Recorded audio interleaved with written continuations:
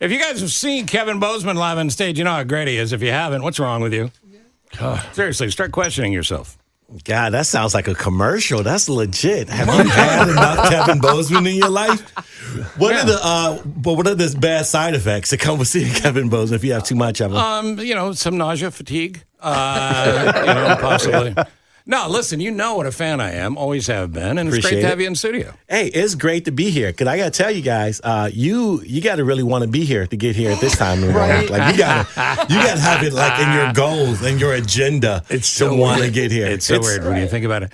A professional comedian who doesn't have to work 9 to 5, getting caught in rush hour traffic. Mm-hmm. I don't even understand this life. I keep thinking they got to be doing this tape delay. This can't be daily. This can't be you guys. This can't be you guys like daily. Ridiculous. I think about that when I'm driving down 290, and it was an accident like 88. It was a big accident, and they closed 2 lanes getting here. So just on the 88, it was just the middle 2 lanes, and I was just like, before I even got on 290, I was like, I don't think I can make this. I'm about to call him. I know. I'm about to call him and just tap out. 5 minutes I'm about to tap out. Going, I got to quit. 5 minutes in the drive. I'm like, I'm out. I'm out. He starts crying in traffic. He's just weeping, rocking back and forth. It's such a weird life. I respect everyone that gets up at 8 a.m. So you respect grown-ups, people that get up and go to work. Yeah, I appreciate everyone that does it. And then they come to see me, and people like me and DeCas and yourself, we alleviate the stress that they build up in the weekend so they can go back and go through this awful life that they live. Right. It's like a cycle. And make no mistake about it. If you work at 8 a.m., you have an awful life. And that is why I'm here, to help alleviate that so you can recharge your battery. I think one of the things for the kids listening, if you're trying to figure out how to crack the code, warm up to the audience. Tell them right away how terrible their life is. It's a good thing to do. Listen, John has seen me more than probably any Chicago comic, and that's exactly what I do. I let them know. It's so endearing. It is. You want more of it. You're just honest. You have to be honest with the audience and tell them how you feel. There's something about, like, people all the time tell me, you having a good day? I go, yeah. I go, why don't you tell your face? There's something about your face and DeCos's face where the audience goes, well, I like those guys. Yes. And I trust those guys. It just happens to help that you're both A-list funny. But you have to have that face. I go up on stage and people go, who's going to get hurt? Because somebody's going to get hurt right now. Because you weren't born into, you were adopted into comedy, let's be honest. Well, literally. You went through an agency. And you were adopted into comedy. It's actually truer than you know. We were born, we were born it's in the blood. It's in our blood. You were like Doomsday on Superman. You just won comedy. You just won the comedy face contest. Son of Zod. You just call me like the bad guy in Superman. Yeah. The thing about it is, I've said this before, and you get embarrassed when I say this. You always do this. You always kind of look away, but I've said this many times. So, been doing comedy a long time here, and you take. I used to say this about Kevin because I would go, if you are looking for my top 5 in Chicago, I don't even have to talk about the other 4 because I know who's going to close that show because he is, and that's you. Because there is nobody who is more comfortable. I envy you when you go up on stage because you are just so cool about it. We've said this. We talk about this all the time. There's a thing in stand-up comedy where you go, I can't follow him or I can't follow her. Yeah. There's 2 people in town I can't follow, and I never would. One's Toomey, and the other's Kevin Bozeman. Yeah.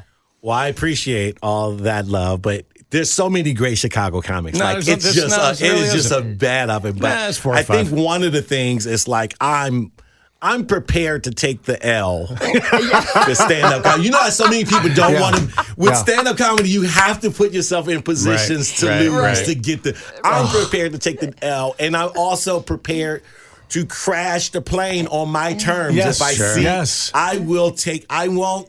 If I see it smoke and then the propellers are out, I'm not going to be like, let me try to coast it. I'm like, no, I'm just going to dive this in. I'm going to crash this plane on my terms. Because it says Big KB on the initials of the plane, so it's my plane. Yeah, how did you guys, guys, John DeCoste, how did you guys meet?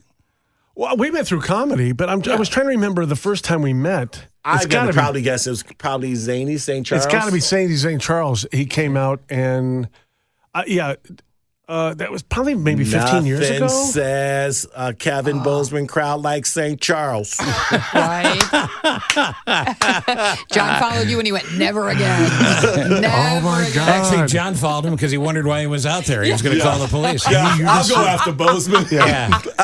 This will work. This will This is work. going to be a great This week. is easy. I had a note here that said you guys met on Grindr when it was a comedy service. okay. I don't know what that is. Oh, and here comes is the some truth to adopted that. child. Slingers, singers, Doomsday. We got you. All right, so tell me where you're working. So actually, tomorrow night I'll be at this is big. Zany's. Yeah, I'm glad you bring this up. Rosemont Yeah. tomorrow night with 4 other comics. We're going up. We're just cranking out a nice little showcase style. Yeah. Set. I am That's in the at process Rosemont. of building a whole new hour because I just my new hour is out right now on YouTube, Helium Comedy Studios. God's work. Please check that out. And I don't like honestly. Let's be honest. It's on YouTube, so you don't even have to watch it. Just put it on loop. Just put it on loop on your player and Right. then leave. And I watch need the it over and views. over again. Right. Yeah. And just, Yeah. just show me some love. Yeah. And then, but yeah. So it's building a new hour, which is always a fun process, which always has, John. Maybe, and you can answer this too, Steve. What is you guys' process of building material, like new material, when you're just tired of cranking out the older stuff? What's your process? No, I don't think it comes up all the time when kids, those 30. Yeah. Who go, well, how do you write stand-up comedy or how do you get in? There's no one way to do it. There's no one way. I have literally an arsonist fire of paper with notes and jokes and partial ideas and things. Do you have to have it? Do you have to see it written down? Do you have to just have keywords? You have to write the joke out in its entirety? No. Can you put it? Do you have to? Do you Bullet speak points. it into your phone, like your microphone, just to hear the cadence of it? Do What you is this, a take notes? deposition? No, it's... I'm I just think this asking, is man. fascinating. I think everybody does it What's differently. your process But of it's bullet reading? points. Everybody does it, but you know it's so funny because if I get 10 minutes a year new, I've kicked butt. But this guy, like No, you do. I'm You're literally prolific. I'm building I'm like out there building my set, and it be equivalent to like a mailbox. Kevin comes in and builds a building. Yeah. Every so you're every building, time I see him, you're it's building a different. TikTok clip. I'm building a TikTok. Yeah, that's But it. a new Yeah. TikTok clip. I'm all excited if I get 2 things. You are amazing. Well, I just get like because I'm such a grinder. I'm on the road, Sure. up to 40 weeks Yep. a year, and I'm that right? performing. And I'm Wow. running these sets. I'm running these sets, and I just Right. I run out of gas. I can start telling that my shows are losing energy because I'm getting tired of saying the same material. Yeah, 'cause Is you that, gotta is sell that it. when So you then- know? Like, what's the statute of limitations for well, how one long? is when I record it. Once it's out there, then that All clock right, but starts. let's then do that this. clock starts but we got to going. come back and talk about that because I Yeah. think that's changed. I think that's different now, and I'd be curious to get your opinion on it from both you guys. That's brand new Kevin Bozeman special is up. It's on YouTube. Get it. Go there. Go there right now. I mean, I never say this. Turn this show off. Oh. His YouTube special is better than this show. I'd go do it. God's work. Bye, guys. God's work. It's on YouTube right now. And Kevin's not, Andrea, I know you like Kevin, but Kevin's not like everybody else. You know, the cliche of a very tall African-American man that's good at basketball. Nice Oh, looking. wait, that was you too. Say nice looking Yeah, as well. I was about to say, dude. Come on, you blew I'll up. still post Can't you up. blow that up a little Oh, bit too? totally. Come on. D3. Yeah, I was there. Division 3. I wasn't going like I just awesome. didn't. What's crazy? It's like, and we see levels of it in stand up. It's just a work ethic. Yeah. Yeah. It's Yes. just when you're Who wants stand it up, most? you're the. This is why it's so personal to us. We're the writer, the director, the producer, the star. So when it doesn't go well, it hurts on a different level Sure. because Personal. you got no one really to blame. That's but good. That's a except for- valid point. That's perfect. and then also, but like, comics, we also don't have a clock to punch in. We also don't have anyone to answer to. So the work you put in is you just got to be Sure. driven. And it was the same thing. Like I was so young playing basketball. I just like to compete. And that was like my driving force. Right. But like actually spending the hours to work on my game. Right, to do get as good as practice I and could. then throw up I 100 threes. I wasn't even thinking that. So it's just what you want the most. It's what you want the most. levels. It's levels.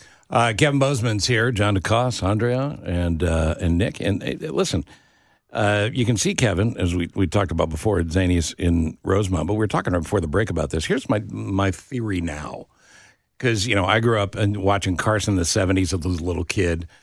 I got into radio and was still doing stand-up a bit in the 80s and the 90s. But you used to go on Carson, that was the mother lode. You'd go on Carson, the next day you were making triple the number. You probably got offered a sitcom. You had a manager and an agent and all those things. Especially if he invited you to the couch. Then it was done. Yeah. Then you had it locked in. It's a different world now with 900 different ways for people to see whatever you're doing at any given time. So I think in a weird way, it makes your material last longer. I don't think you burn up an hour the way you used to when there was a 3-channel world. Well, it depends on like you said, we all have different processes. If you're just releasing clips, right, the ideal is to release a clip to make people say, I want to see more of this guy. Yeah, there you go. Right? It might take 2 clips, it might take 3 clips. But then also, if more and more people start to follow you, then all of a sudden you start announcing tour dates. That club's gonna see. Even with late shows and stuff. Before it used to be Johnny Carson would break you, but now these television shows are like, yo, how many followers you got? Because you're actually bringing an audience to them. Yep. Yo, if you're sitting on 200,000 followers. And they're like, we would love if you show us anything that's serviceable. We would love because we know there's 200,000 new eyes that's going to come. So that's really the big trade off where Carson was just like, yo, kid, no one knows who you are. And now I'm about to change your world. Jimmy Kimmel is like, yo, who do you know? Sure. So it's funny because the late night shows don't have the pop they used to have. There's still 4 that matter, I suppose, 3 or 4. But you go on those late night shows now, it's good, but it's what you just said. Those late night shows are now to pop your numbers, to pop your follower numbers, because that's the currency that you and I and John are too old to really love. Oh, yeah, well, what was the bit you were just talking about that you did that you were getting 1 million hits a day? Yeah, it was a bit I did on Dry Bar Comedy, which is Provo, Utah. It's clean comedy. It was like one of my great magic tricks that I pulled off. You can work clean. Yeah, you did it. I tell people I don't work like I don't work clean or dirty. I just try to work funny. So if you work funny, sometimes bits are clean, sometimes bits are dirty. It's just like whatever. But it's just a bit about the kids and telling them like the joke is basically, what age do you tell your kids that Santa doesn't exist? And the answer is when you can no longer afford their Christmas list. Right? It's just like right? Because when they're young, it's a Barbie. And when it comes to a Nintendo Switch, then it's like, exactly. Hey, When my son gave me his list, and I was just like, yeah, man, he ain't real. Just like, all right, sit down, kids. We got to talk. This is one of my favorites. Yeah, so that one went crazy viral. All right, I got to ask you a question, too, because if you go to kevinbozeman.com, Bozeman, kevinbozeman.com, you can see the shows list. I had no idea you were doing this many cruise ships. Yeah, I just started picking them up. I always say this, like cruise ships is like the, I'm a big nerd. It's like the Lord of the Rings. When they don't actually die, they just put them on the ship and send them off. Yeah. For comics, your career's not over, sir, but you just got to go on the ship for a little bit. You run into people, you're like, I thought you died. Yeah, and it's just like, nah, I just been out doing it. But I did, you might like this. I did a cruise last week specifically to go to Grand Cayman to pick up Cubans. That's the only reason. Really? I got 2 boxes, homeboy. I did that cruise so I could buy. You need a perk. Duty free. There you go. Oh, that's funny. Oh, that is. Yeah, so international waters. That's how I pick up. Like a lot of times in the summer, it's the slower season, so I pick up cruise ships in the summer. Well, the reason I bring it up, it's a different skill. It is, because they're free. They're not making the effort to get a sitter and come out of the house and come to a club. They're on the ship and it's part of the deal, and they walk in. So I'm not done a cruise ship. The bigger problem is, it's like you're on the boat with them, so there's no escaping. So if it doesn't happen, or you beat on one of the hecklers? Well, no matter what, even if they enjoyed the show, you don't want to be around them. Correct. Good point. Yeah, good on Right. If the show doesn't go well, you don't want to hear their feedback. Like, just come on. Yeah. But you come back with rum and cigars, so it's all good then, right? Cubans, not Roman cigars. No, rum and cigars. Rum and cigars. Yeah. Right? Rum and cigars. Absolutely. What is your white drink of choice? That white Hennessy is gold. Right? You can only pick it up. I've heard. Yeah. So, but the cruise ships, they're fun, and I'm selective with the one that I do is with Celebrity. And Celebrity, I only do 2 shows one night. Okay, I was going to ask you what your schedule. Yeah, so I did it 2 for a shows little one bit night. in the '90s. I could not stand it.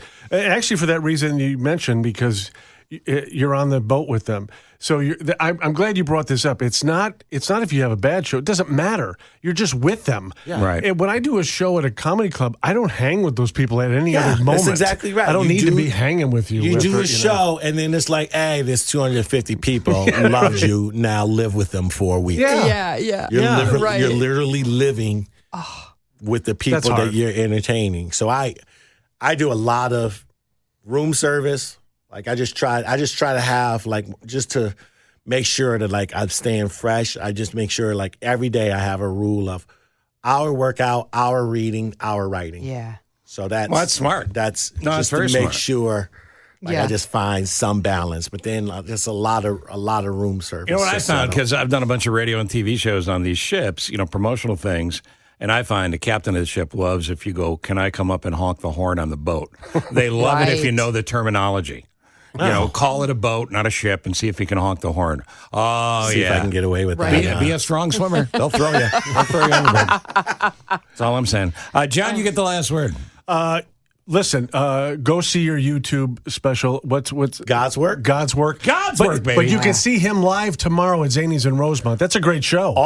That's a great show. Material. Yeah. So you got, he is. I wrote it on a plane coming back from a cruise ship. Wow. I found this. Listen, I know I'm going over my time, but in fairness, he always you guys started me late. You guys CP timed me and started me at 8:05. Well, take your time. Now you're really late. Now, hold on. Here's what I've learned with what I just on the internet. Check this out. They said that when you're on an airplane, and it's actually up in the air, your brain has the less amount of density, so you're able to do your most creative Is that thinking. right? Yeah. So don't nap. When you're on a plane, don't nap. Don't watch movies. Just whatever it is. Not just stand up. Just let your mind think creatively, because it'll be the less stress-free. So I wrote legit.